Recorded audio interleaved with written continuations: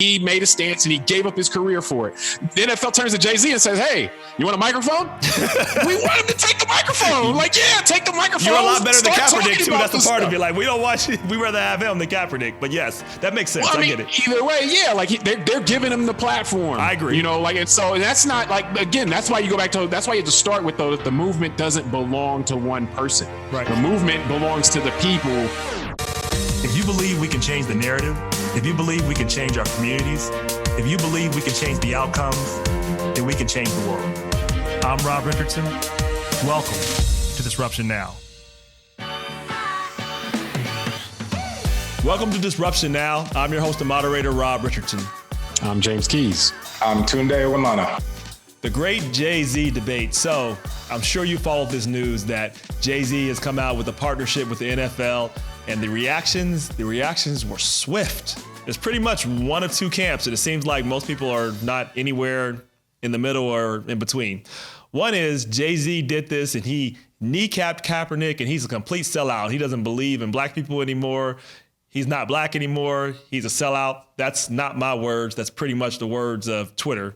The other side, they had a lot of people who were defending Jay-Z who said he has some high-minded reason for doing this. He's going to bring the NFL to a new level of consciousness, and they're going to fight for social justice. Suddenly, the world's going to expand, and they're going to change their perspective because Jay-Z is there. Now, I don't agree with either one of these perspectives. You know, one, Jay-Z is not a sellout. Clearly, he's not. He's done a lot to advance criminal justice. He's done a lot for black people. He's not a sellout. I think we have to, from my point of view, just really just throw out that term for this use, and it's overused quite a bit, by the way. But he's not a sellout. But I do think he is a capitalist, and I do think he saw an opportunity. He saw a climate, and he said, well, look, there are some things we can do, and are we going to, these are his words, and actually I'll just play a little bit of his words. This isn't Twitter. You can't just throw someone out if they make a mistake. You know what I mean? This is the real world. You can't say, oh, you made a mistake, you're canceled. I'm never speaking to you ever again. That doesn't accomplish anything. You know, so that's what I believe. I believe real change is had through conversation and real work. You know, wanting to do things. And what better way to do it than where the conversation first took place? Everyone can talk. Ask them, what have they done? It's 365 days last year. I can tell you exactly what I've done last year. I can tell you everything that I've done in that change. I can tell you the amount of people I saved from going to jail. I can tell you that I got this person out of jail. I can tell you that I've done this, and that. I fed this many people. I can tell you exactly what I've done with my 365 days. So what he says is, look, you know, are we going to protest forever? What's the next step? Which I respect that. But I don't think it has anything to do with social justice. The partnership was between the NFL and Jay-Z around social justice.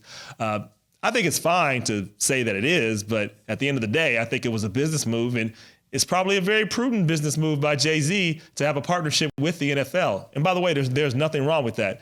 You know, you don't go from coming from the projects to being a billionaire in one generation without being a shrewd businessman. So he clearly understands business, and that's all I think this is. I don't know. Am I wrong on this? What do you guys think? Well, I would challenge your initial take that he's not a sellout because of what he's done in the past. Okay. Now, I don't think he's a sellout, but somebody, like, the act of selling out can occur at any point. Like, he could have not been a sellout and decided to sell out to the NFL. Let's say somebody's going to sell him 50% of a team. You know, he might sell out his beliefs in order to do that. Like, so, but I wholly, you know, don't endorse the idea that he's a sellout. In fact, I don't like that. A lot of times when people don't agree with somebody's doing, their first place they'll go is to call them a sellout. And it's like, well, you know, I don't think that the basis here, you can go straight to sellout. Like, you don't know what he's actually going to do. Like, if you look back in 2 years and all he did was cut cash checks, then you could be like, yeah, he probably just sold out Kaepernick, or, you know, sold out the movement or whatever. But if he does do things from the inside to try to make things better, then you sitting here now before he even gets started and calling him a sellout is uninformed. It's bitter, you know. But I think where you have to start with this, though, is the concept that the movement isn't owned by one person. You know, Kaepernick has a revered place in the movement, right, because the courage and the sacrifice that he made the day he started kneeling I told some friends of mine, like, yo, he just gave up his NFL career. Yep. Like, the day he did that, because it's like, look, that's what, and I think he knew that. I think he knew he was putting all that on the line. And so he is a martyr in that sense. But that doesn't mean that the movement centers around him. So what you're saying is this was kind of an argument, an HNIC argument, where people have to say, I'm the one who's in charge here, not somebody else. Yeah, everything goes through me. Everything goes through me. Like, so the Kaepernick did this. Kaepernick was like, no, you didn't talk to me before you did this. So then insinuating you're a sellout. It's not his movement. He has a revered place, you know, right. He's a honored figure, but it's not his, you know, like everything that he says, we don't have to endorse. You know, he was out there saying he didn't vote. You know, I rejected that. But that doesn't mean that I don't look at his contributions as being honorable and being something that we should definitely, you know, hold in high regard. But at the same time, it's not his movement. So if Jay-Z's point, I think, is valid. Like, look, you can protest. That's one way to go about it. You can also make change from the inside. If you can get into the billionaire club and you can try to make it so that the NFL is more responsive on these types of things, then hey, that's a good way to make change too. You know what? A lot of rich guys make change that way. They write checks, they influence, you know, policy, things like that. They don't. The rich guys that make change, you know, Jay-Z's a rich guy. Rich guys that make change don't do that by taking to the streets. No. So he's using what's available to him to make change. He's not going to be on the picket line. He's going to write checks. That's not what he's doing. But again, in 2 years, if you look, he didn't do any of that stuff, then you can judge him, you know, then judge him then. But right now, you can't judge it. I mean, he just got an in. He's going to be controlling a lot of he's not getting paid, right. They're not writing him a check to show up and perform and then tell him to get out the back door. Like, he's going to be controlling a lot of their entertainment. And so if he can make statements with that, if he can do so in a way that can't be co-opted, one of the things that was crazy, and I'm sure we'll touch on Stephen Ross here shortly with his fundraiser for Trump, and the people were talking about how that was hypocrisy. But one thing that was crazy, Stephen Ross said, was that I was all with the protests and stuff until President Trump made it about the military. And it was like, whoa. How could President Trump just decide that this is about the military when the people who are doing it are saying it's not about the military, and they're saying it's about social justice? And so that is an example, though, of a narrative being co-opted. Yep. And so if Jay-Z is saying, hey, I'm trying to do this in a way where the narrative can't get co-opted, that makes a lot of sense to me. I mean, people try different things. People are so woke. I think it was Charlamagne the God that said this, that they're not getting any sleep, that they're making stupid statements like, look, you can't come out and just automatically say somebody is a sellout by one move. I think it's okay to criticize it. And some people did not call him a sellout and just criticize how it was done.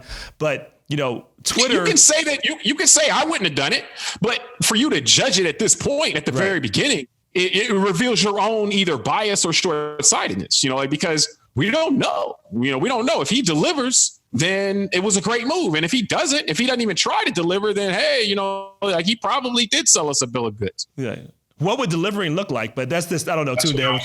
Yeah, that's what I've read some articles and paid enough attention to it to be able to speak on it. But I'm not sure I think Jimmy's right. Like, we probably got to look down the road 2 or 3 years and look back and say, okay, what did this partnership do? What did it accomplish? I take the side of not criticizing Jay-Z for this. I have a lot of respect for him. Like you guys alluded to, a guy that over 25 years went from the projects in Brooklyn to become a billionaire. And I think that is, you know, for everybody in America, no matter what your background is or your politics, I think that's what we all believe the American dream is, right? That you can come from anywhere in this country and become successful to a degree. And he became successful to a big degree. Absolutely. I think though that it's another interesting look for where we are as a country in the bigger picture of it's also, and we alluded to this in one of our offline discussions, that this is 2019. It's the 400th anniversary since Jamestown, since the first Africans came as slaves from, to the New World type of thing, or at least to the American continent. And I just feel like this is the first time in American history where Black people have been able to have this conversation. It's actually fascinating, where we have enough people like Jay-Z. I mean, there's actually enough Black billionaires, 100 millionaires, deca millionaires, and kind of regular millionaires that can have these conversations about, you know, having a real partnership with the NFL and potentially even becoming an NFL owner, which is something just 15, 20 years ago. Well, you know, Black people, in terms of Black wealthy people, were still being shut out from those kind of circles. So to me, it's more of a fascinating thing that shows that Black people as a group in our country have evolved to the point where we have all these different and competing interests potentially. And there could be a competing interest. I mean, focus on that for a minute, because if you can. Yeah, so, well, let me finish this point, because I was just going to say, we have all that going on, which is what other groups have.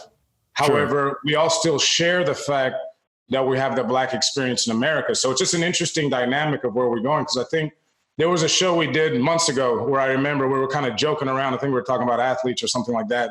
We were saying how, like, society doesn't put a pressure on a poor white guy who comes from, the quote unquote trailer park, if you can say that's the stereotype, and who makes it in sports or entertainment.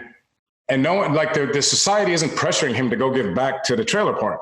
Now, if he wants to and do the right thing and help out those that are, that are less fortunate, people praise him.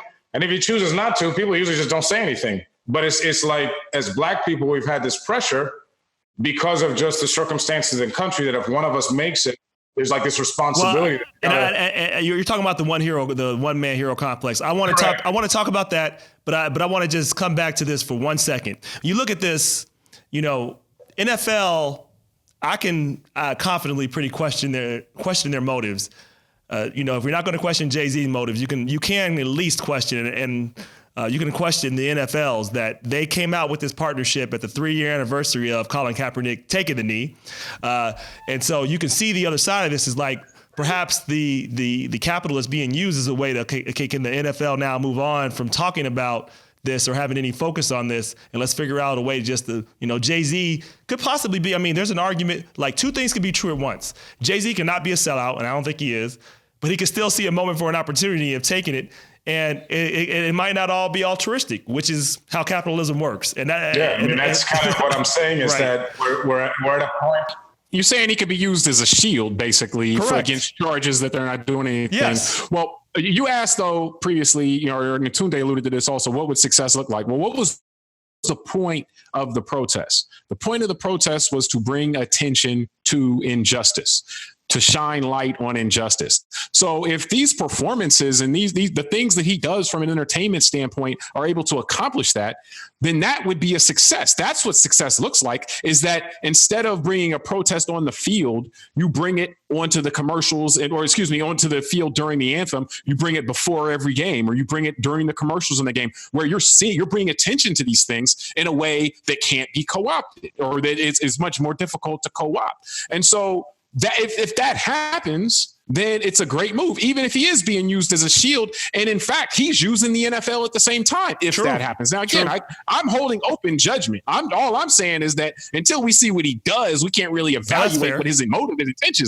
intentions are. Like, if he comes out and delivers and people are talking about injustice because, this person performed and then they highlighted this story or something like that, then that's like, wow, that's not happening right now. Right now, the story, anytime somebody takes a knee, is just about taking a knee. Yeah. It's not about the injustice. It's about taking a knee and being against this country and against the military. That's totally made up. So, but yes, if he can move the movement in a direction where you get more substance being talking about what we're actually protesting, that's a great point. So perhaps he's challenging the narrative. That's a really great way of looking at it. I never thought about it that type. Another thing I'll add to that is I just think that if we look at the arc of time, right, just the last few years or however you want to call it, progress is being made in a lot of ways.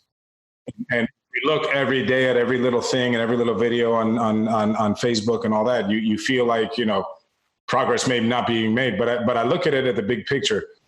Whether one agrees with Kaepernick or not, it was a big statement that Nike decided to use them as their main kind of spokesman a year or two ago, right? What it showed me as a guy that understands kind of capital markets and all that is that Nike's a massive company, one of the biggest companies in the world. They are when they make a move like that, they're thinking about their bottom line. Yeah. And they made a decision to say, this is probably better for us than not. And they appear to be right. That could be a short-term and a long-term mindset too. No, but I'm just saying that they obviously, as a big company, didn't have to do that, and they did it. And my point is that, like, they were already set in the marketplace for most of us that know who Nike is, right?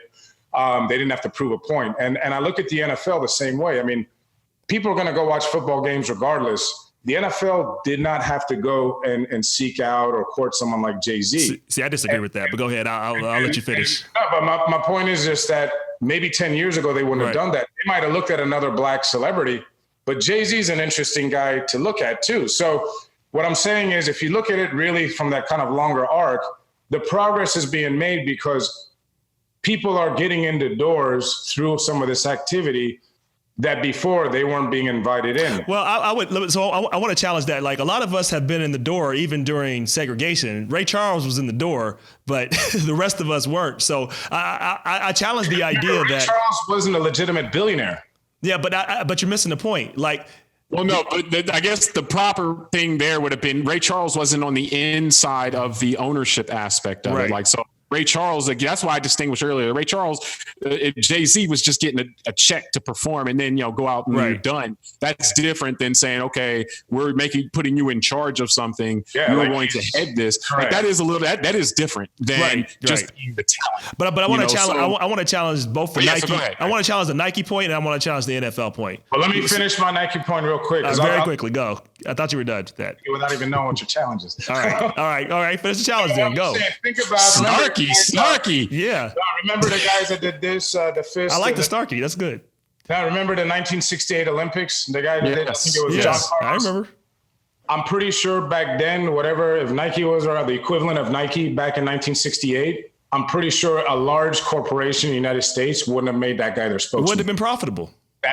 That's my point. But the demographics but it's not this motive because they become more pure. It's the demographics are such. I'm not saying it's for pure. Right. So I want to make it clear that this is why I even challenge the HNIC argument with Kaepernick challenging Jay-Z.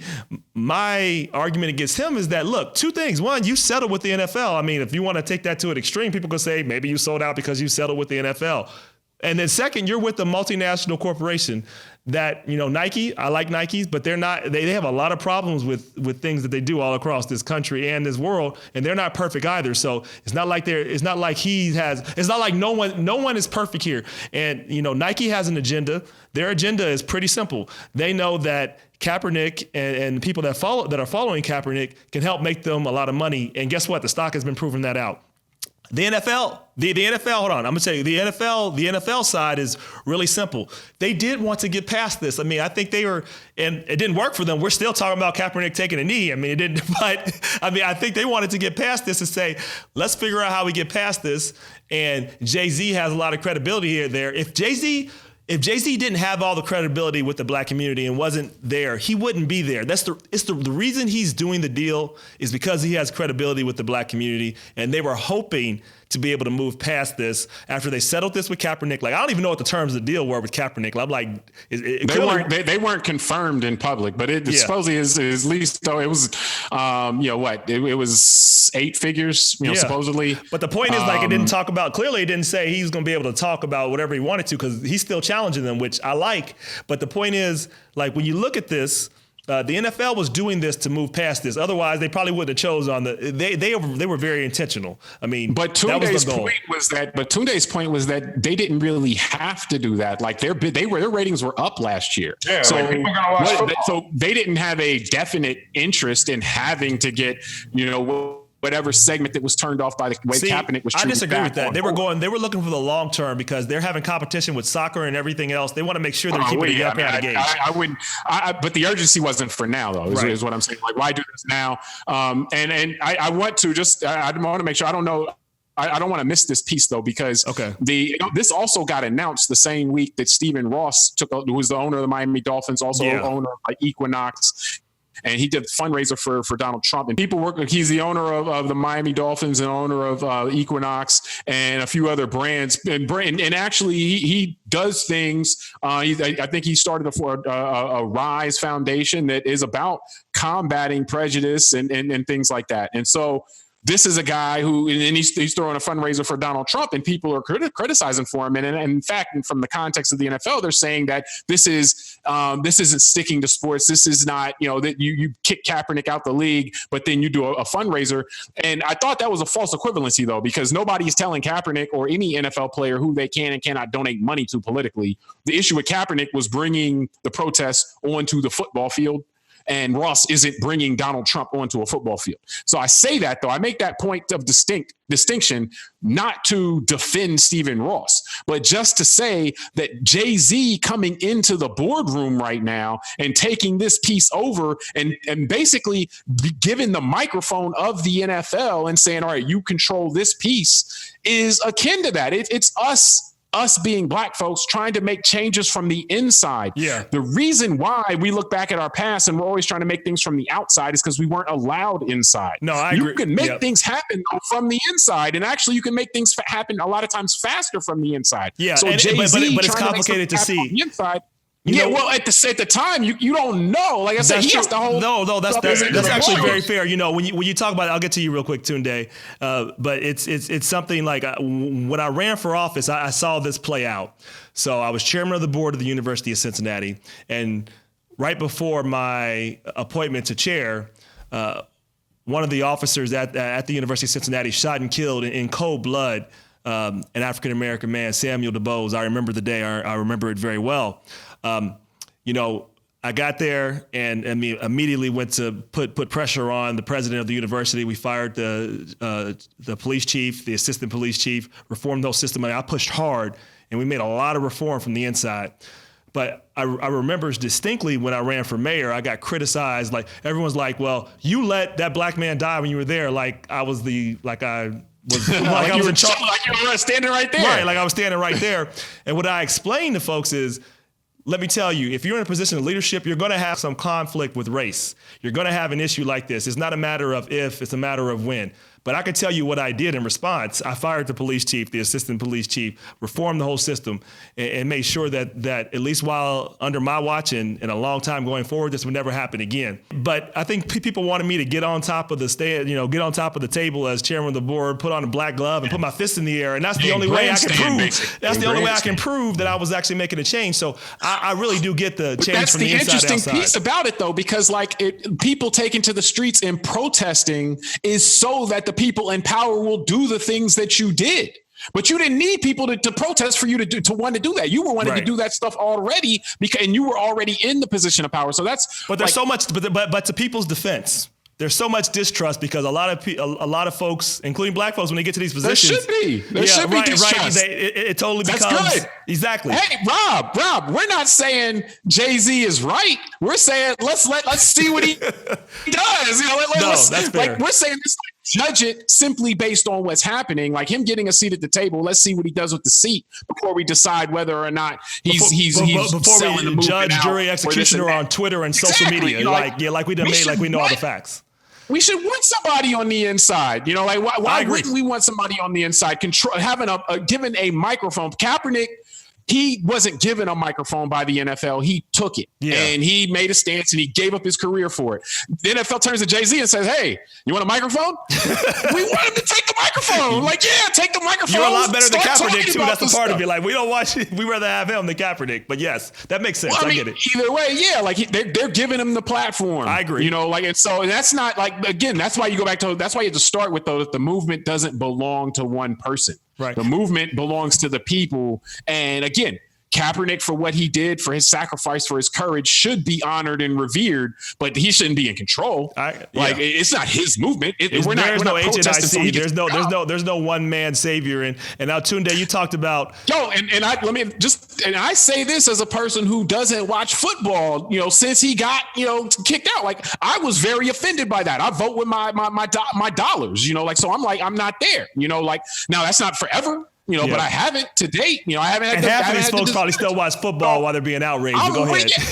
So I'm with Kaepernick, but don't get it twisted in terms of this is for the people. This isn't for one person. Yeah, fair enough. Tunde, I wanted to get back on the one point about kind of the altruism because I don't think Jay-Z's doing it because he's such a great guy altruistically, and I don't think Nike did the thing with Kaepernick, as I alluded to, because they're trying to do the right thing, because I don't really know what the right thing is. It's really based on whatever angle you're sitting and looking at.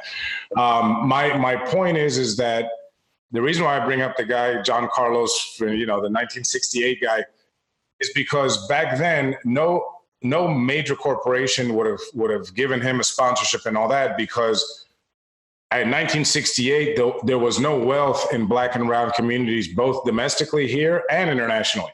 Right. And that's what I'm saying. If we look at the long arc, these companies are making these decisions. The NFL is making these decisions because they also now recognize that over the last 4 to 5 decades, the purchasing power of Black and brown communities has grown exponentially. And we're actually competing now for the attention of these big corporations. So I think that's something that we don't recognize in ourselves as a group. That's a positive that's occurred that we can leverage a bit more. And that's why I find Jay-Z being the pick as a guy who's never been kind of mainstream is very interesting. I mean, they could have picked someone like Morgan Freeman or Denzel Washington, right? It's because you're talking about entertainment here. It's not just music, it's sports, entertainment, all that. So you could have picked a more Hollywood figure that everyone kind of likes and all that.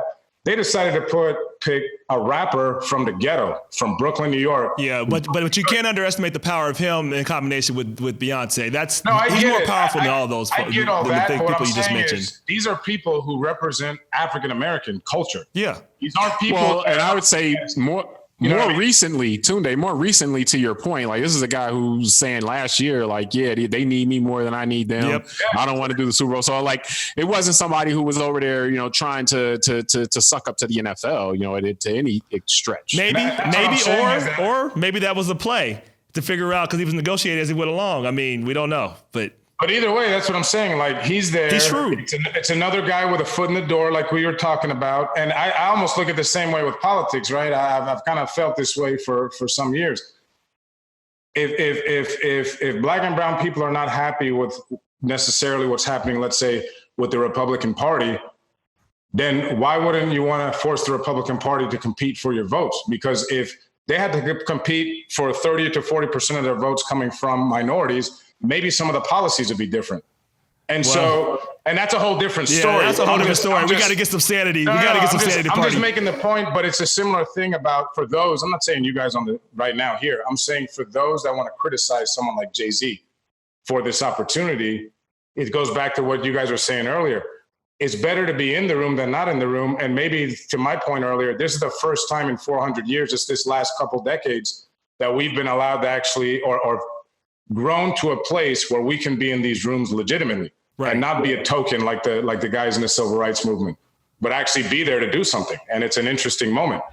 So I think tokenism is alive and well, though. So which is what people fear. And I'm not saying this is what this is, but I feel it, I hear it, I've heard it. That's what people are concerned about. But I'll say this as we close. That's what we should be looking for. Yeah, I mean, that's what we're judging. Like, is he a token or not? Yeah. But you can't tell right now. I agree. That's ridiculous. No, that is. But I'll say this as the final word on this. We also have to get over. We've talked about it, but I want to hit a final point on it. The one man savior thing we got to leave too. Like we can't expect everybody to be a saint. And if this one if he does do this doesn't mean that every black person that obtains power is selling you out, because that is the narrative that I hear a lot. Any person of color that has any power, influence, or position must have sold out. Like, that ain't true. If we got to disrupt and throw that narrative all the way in the ocean where you're at, Tunde. Well, I thought that because Kanye got the Oval Office visit that he was the leader, man. I mean, I didn't. Yeah. Yeah. Hey, look. He was Superman. Kanye is a genius. He's just, hey, look, mental health is real, and everybody should take a little medication. Nothing wrong with that. I don't say that jokingly. I say that for real. Because Kanye's brought some truth. And then Kanye's been Kanye. I don't know what else to say about that. So I mean, well, there is, Kanye. The reason why his music was always so powerful is because his brain doesn't operate on the same wavelength as everybody else's. That's genius. I agree. So if he says things that like normal people don't think, there you go. I mean, that's what you get with genius. Sometimes, it comes out and it's amazing. Sometimes it comes out and you're like, what in the world is that? Yeah. So that's fine. Yeah, I mean, that's fine. I'm making the joke. Why y'all riding on Kanye, man? Let him. Hey, Kanye gave you George Bush doesn't care about black people. He can still go back to that. The reason I make the joke is now Republicans are claiming him. They love him now, but go ahead. He's the best thing. On the rare time I looked at my social media, it must have been kind of soon after he did that visit. And it's funny, there were some people on my Facebook thing that were just screaming from the top of their lungs that racism's over. There's no such thing. Black people shouldn't complain. Kanye West made it to the White House. So my point is, that's why I was joking, saying, that the people look at our group and sometimes think that one guy represents everybody. Yeah. And it's just funny that I don't know how you break that, but well, you break it by breaking the narrative and showing each and every time that, we are just as capable and just as not capable as others. Like, we're no different, right? I mean, it's also, you're right. We're no different. And that's why, to me, the Jay-Z thing is fascinating, because it just shows another more evidence to that, right?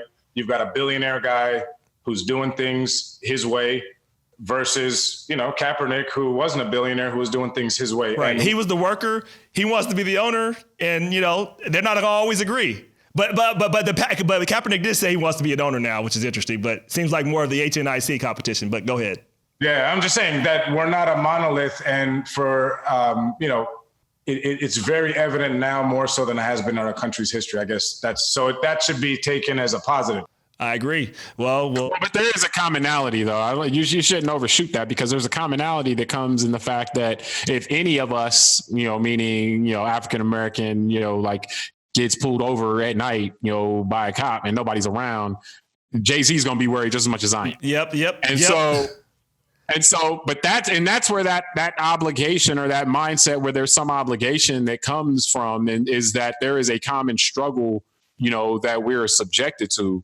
That's not to say that we are monolithic. Again, there are, it's to our benefit that there are black people that see things differently, or that come from different places and so forth. But what I'm saying is that you got to let that breathe, though. Like, that's part of progress, is that everybody's not going to be coming from the exact same mindset, the exact same position. And that if somebody's trying to, if Jay-Z is sincere and going to try to bring attention, bring awareness, then he's actually doing it from an advantageous position. And so, we should be all for that. Like, take an advantageous position and put these issues front and center, and do it in a way, again, where somebody else can't say, oh, well, Jay-Z is just doing this for this reason. And then you don't have a microphone where you can refute it. Like, Jay-Z's had a microphone, so he can say, no. Well, I'll just say this as we close. Jay-Z, you're right. There is that common link and still obligation, because Jay-Z talked about in his song, I got 99 problems, but what's not one. You were cursing earlier, man. I was. I'm not going to use that cuss word. So at least not in that context. But it was one time where he was pulled over by police, and he had his trunk was hot, but the police got called away. But for that one moment, does he ever become Jay-Z? We don't know. He might not have had the opportunity to spend 5-10 years in jail. That's it.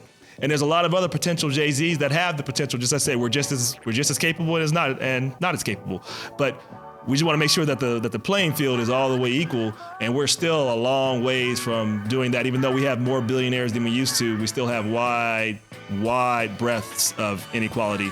And more so, we got to keep fighting for that. That's the playing field is not equal, so we have to keep pushing. We have to keep disrupting, and and showing up. Like, anytime you talk, I'm always like, you got to show up to vote, things like that. But also, just pay attention. And if you get the opportunity to make change from the outside or from a disadvantageous position, then do it. If you get a chance to make change or do things from an advantageous position, do that. Like, it doesn't have to all be, we're not all coming from the bottom. Nope. So, from wherever you are, try to make things better. Yep. Stay woke if you want to stay free. Keep disrupting common narratives and constructs. I'm Rob Richardson. I'm James Keys. I'm Tunde Walana. And we'll see you next time.